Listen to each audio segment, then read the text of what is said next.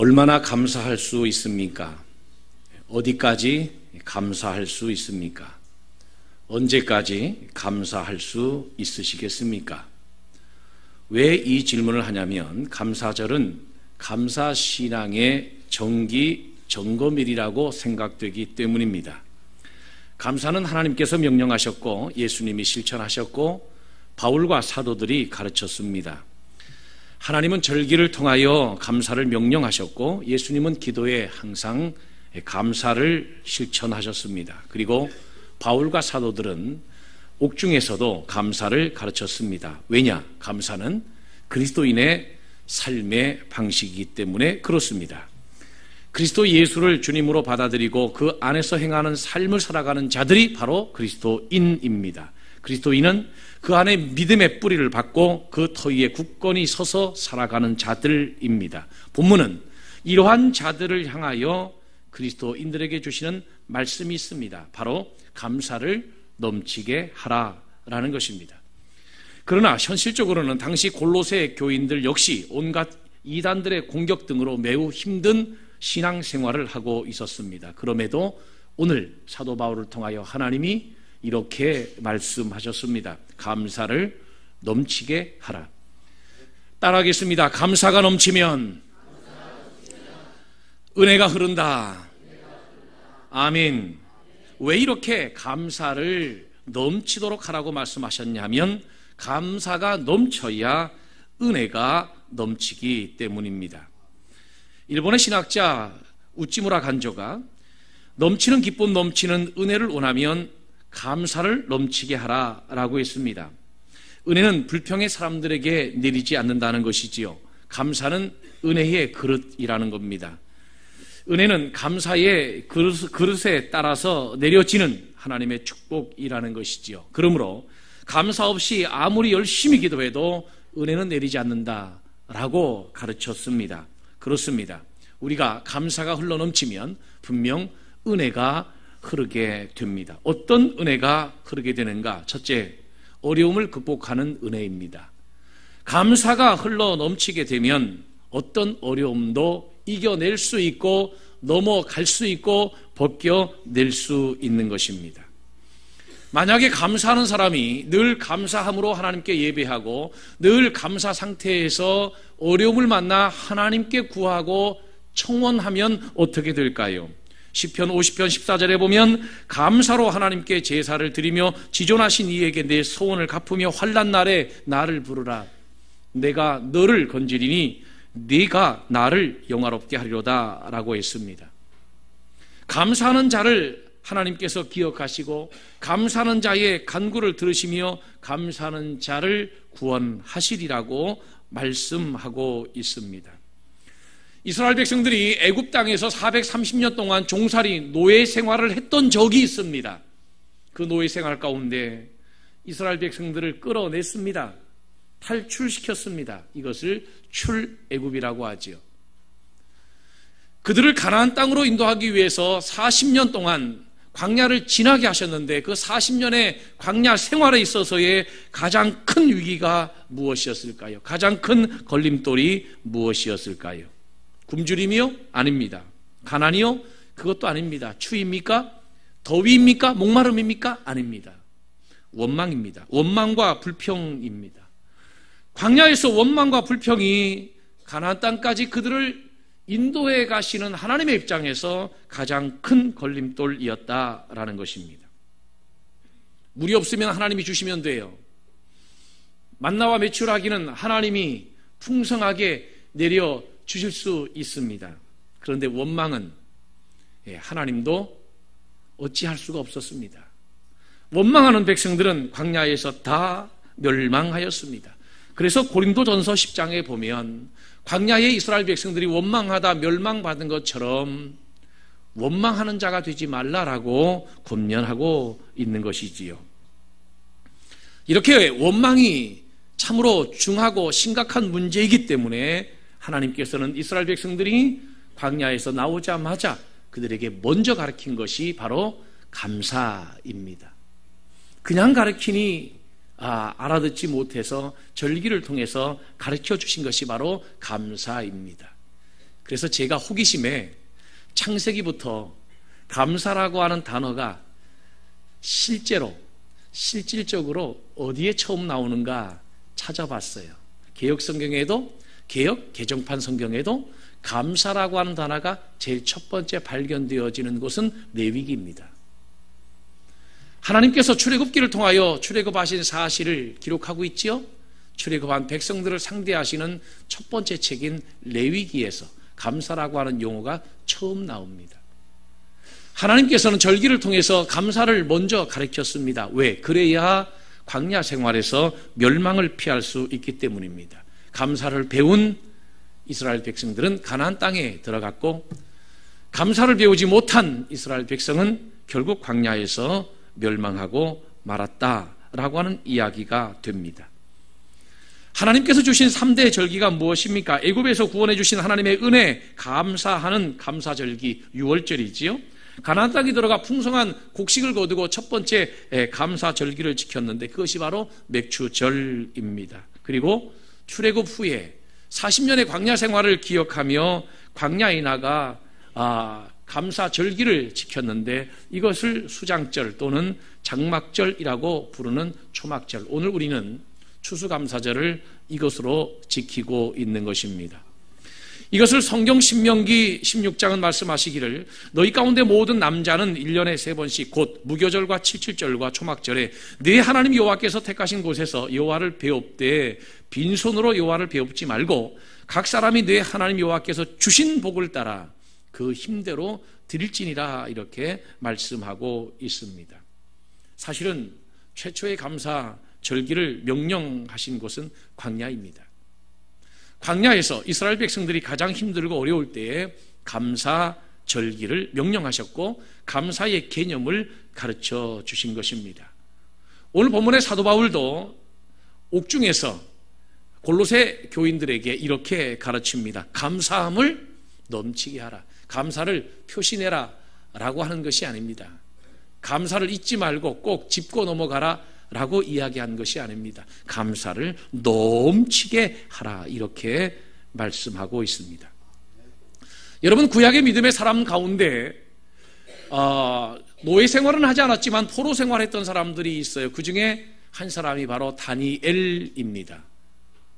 이 다니엘은 포로 생활 중에 하루에 3번씩 그의 하나님께 기도하고 감사했습니다. 무릎을 꿇고 기도하고 그 하나님께 감사하였더라, 감사했습니다. 어떻게 되었을까요? 포로 생활 중에 그가 입은 은혜가 무엇이었을까요? 하나님께서 다니엘에게 모든 고난을 다 벗겨내시고 모든 박해를 다 벗겨내시고 또 모든 누명을 다 벗겨내시고 그에게 하나님이 축복하시되, 다니엘 6장 28절에 보면 이 다니엘이 다리오 왕의 시대와 바사 사람 고레스 왕의 시대에 형통하였더라 그랬습니다. 과연 감사하는 신앙 위에 하나님이 고난을 벗겨내시고 놀라운 축복을 허락해 주실 줄로 믿으시기를 바랍니다. 그래서 빌립보서 4장 6절에도 보면 아무것도 염려하지 말고 다만 모든 일에 기도와 간구로 너희 구할 것을 감사함으로 하나님께 아뢰라 그랬습니다. 그러므로 사랑하는 성도 여러분, 감사는 환경에 따라 하는 것이 아닙니다. 환경에 따라서 감사하는 것을 우리는 윤리 또는 도덕 또는 에티켓 이렇게 얘기하죠. 그리스도인의 감사는 신앙인 것입니다. 그리스도인의 감사는 환경에 따라 하는 것이 아닙니다. 그리스도인의 감사는 하나님을 믿는 신뢰 때문에 감사하는 것입니다. 모든 것을 합력하여 선을 이루실 하나님을 믿기에 환경에 상관없이 늘 하나님 앞에 감사하는 것입니다. 만약에 그렇지 않다면 항상 기뻐하라, 쉬지 말고 기도하라. 범사는 뭡니까? 좋은 일도 있고 나쁜 일도 있고 어둠의 일도 있고 밝은 일도 있고, 그게 범사입니다. 범사에 감사하라. 이는 그리스도 예수 안에서 너희를 향하신 하나님의 뜻이니라. 할렐루야. 범사에 감사라고 하는 것은 환경 따라서 하는 감사를 이야기하는 것이 아닙니다.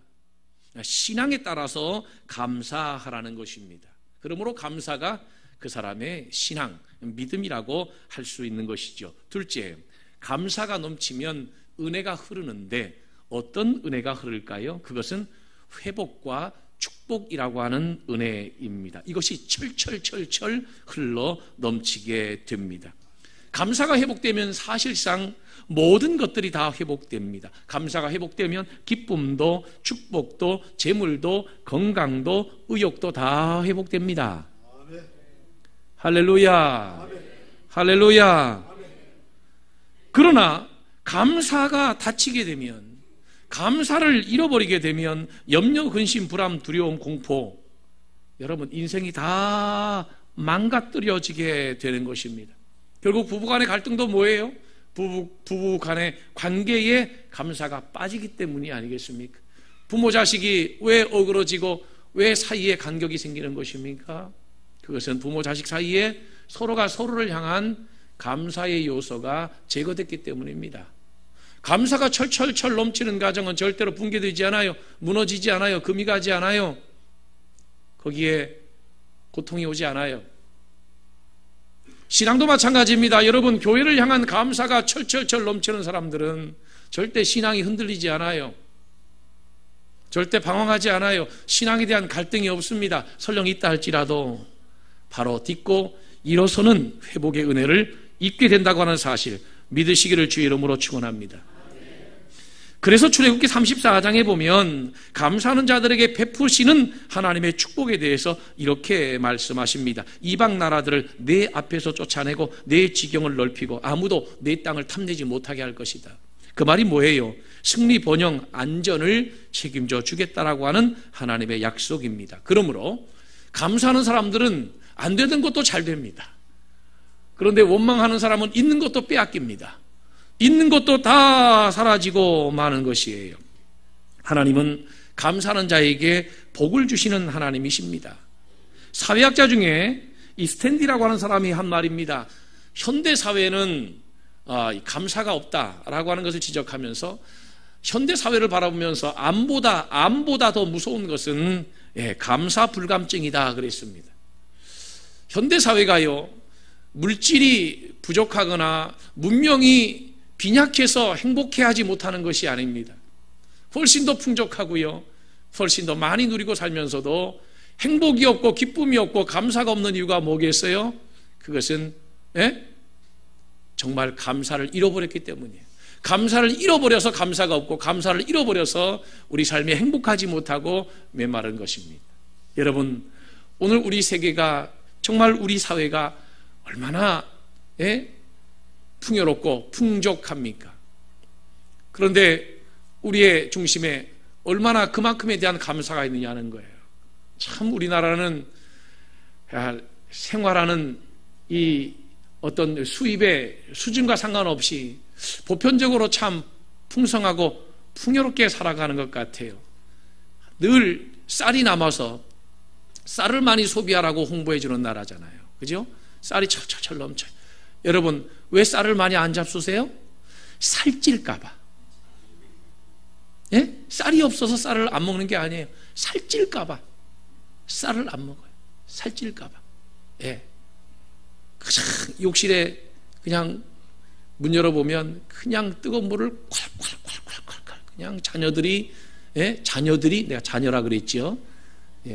요금을 내는 부모들은 절대 못 그럽니다.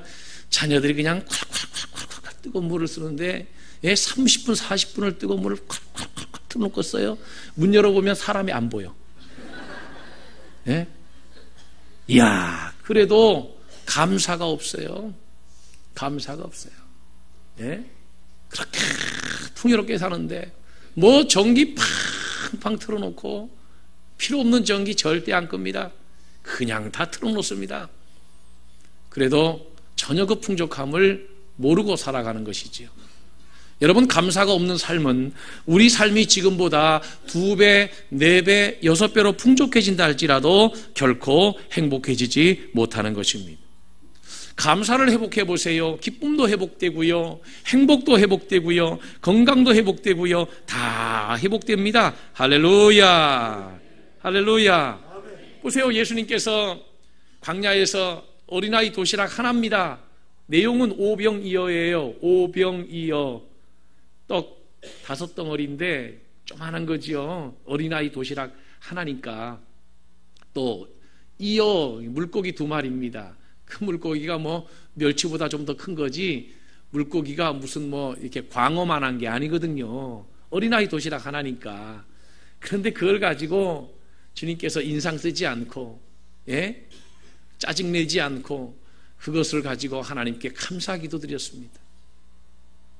그랬더니 광야에서 기적이 나타났습니다. 수천 명이 먹었습니다. 남았습니다. 여러분, 예수님께서 죽은 나사로 앞에서 살아계신 하나님 앞에 간절히 기도하면서 자신의 기도에 응답하시는 하나님께 감사했습니다.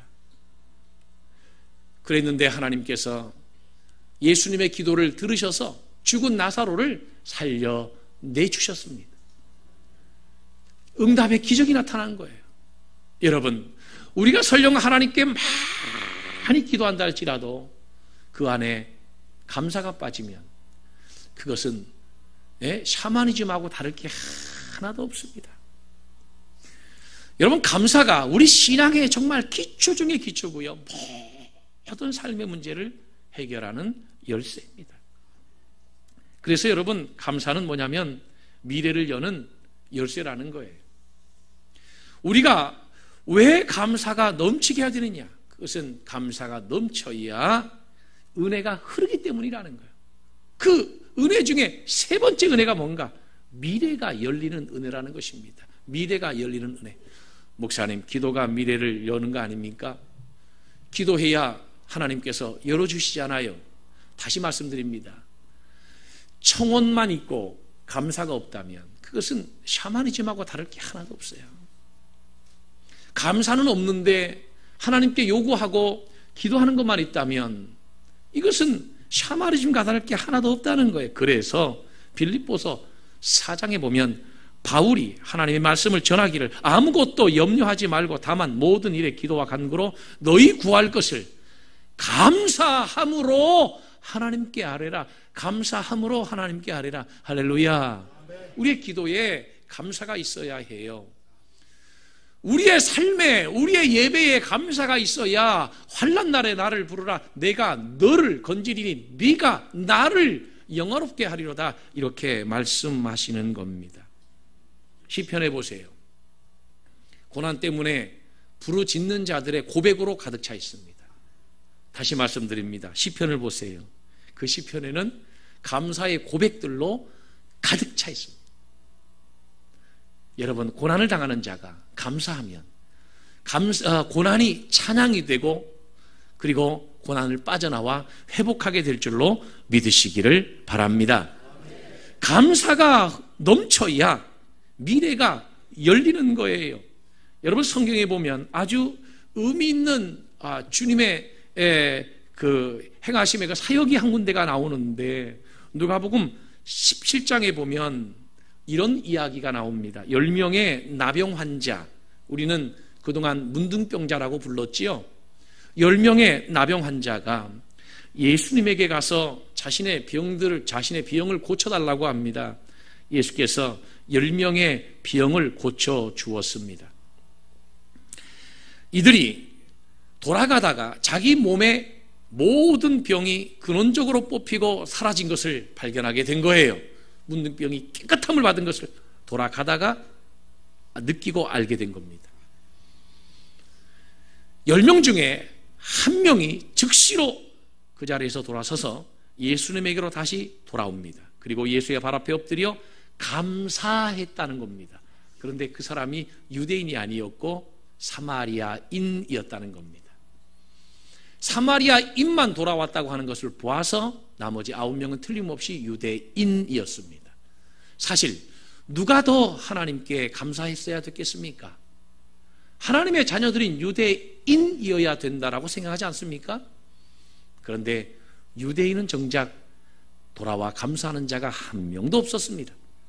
오직 사마리아 사람 한 사람만 예수님께 돌아와 엎드려 감사하였다고 했습니다. 이것을 누가복음 17장 16절은 이렇게 기록하고 있습니다. 예수의 발 아래에 엎드려 감사하니 그는 사마리아 사람이라. 예수께서 말씀하십니다. 10사람이 다 깨끗함을 받지 아니하였느냐? 그 9은 어디 있느냐?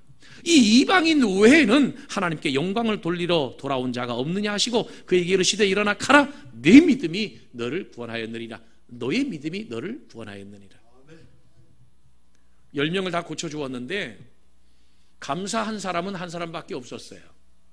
주님께서 감사하지 않은 9을 찾고 계십니다. 그 9은 다 어디 갔느냐? 그리고는 감사하기 위해서 돌아와 감사했던 사마리아인에게 너의 믿음이 너를 구원하였다라고 구원을 선포해 주셨습니다. 감사했던 이 사마리아 사람은 유대인이 아닙니다. 이방인입니다. 그런데 주님께 돌아와 육신의 병을 고치고 감사할 때 그의 영혼도 고침받고 구원받았습니다. 여러분, 작은 일에 감사하면 큰 일의 은혜가 있고요. 지금 감사하면 미래가 열리고요. 현재를 감사하면 내일이 열려요. 할렐루야. 할렐루야. 그래서 감사해야 미래가 열린다라고 말씀하고 있습니다. 여러분, 행복은 아무에게나 주어지는 게 아니에요. 하나님께 감사하는 자에게 주어지는 거예요. 하나님의 은혜는 아무에게나 주어지는 게 아니에요. 하나님께 감사하는 자에게 하나님의 은혜가 임하게 된다고 하는 사실을 믿으시기를 바랍니다. 다른 거 많이 배워야 되지요. 그런데 정말 가장 중요하게 배워야 될 것은 감사를 배워야만 합니다. 감사 배우지 못하면 광야를 극복하지 못합니다. 기근도 극복하지 못합니다. 쓴물도 극복하지 못합니다. 감사를 배우지 못하면 가뭄도 극복하지 못합니다. 감사를 배워야 어떤 어려움과 고난과 역경이 닥쳐도 우리가 능히 극복하고 이겨낼 수 있는 것입니다. 감사하는 가정은 어려움이 와도 이겨내요. 감사하는 자녀는 아무리 힘들고 어려워도 살아남습니다. 사막 한가운데 거꾸로 꼽아놔도 그 자녀는 삽니다. 그러나 원망하는 백성은 아무리 좋은 환경, 아무리 좋은 조건들을 다 갖춰줘도 결국은 넘어져 일어서지 못하게 되는 것입니다. 사랑하는 성도 여러분, 오늘 저와 여러분들도 감사를 배우고 실천하는 추수감사절이 되기를 주님의 이름으로 축원합니다. 염려는 하나님께 대한 불신입니다. 그러나 감사는 하나님을 신뢰하고 믿는 믿음의 반증이고 또 믿음의 고백이기도 한 것입니다. 우리 옛말에 은혜는 강물에 새기고 원하는 가슴에 새긴다, 또는 돌에 새긴다, 그런 말이 있지 않아요? 여러분, 이거 반대가 돼야 되지 않겠어요? 원하는 강물에 새기고 감사는 우리 가슴에, 우리 심장에 새겨야 해요. 하나님의 은혜를 잃어버리지 않는 저와 여러분들이 다 되기를 주님의 이름으로 축복하고 축원합니다. 이 추수감사절을 통해서 감사신앙을 다시 회복해서 영혼이 살아나고 우리의 삶이 살아나고 미래가 열리는 기적의 삶이 날마다 저와 여러분들의 삶이 되기를 주님의 이름으로 축원합니다.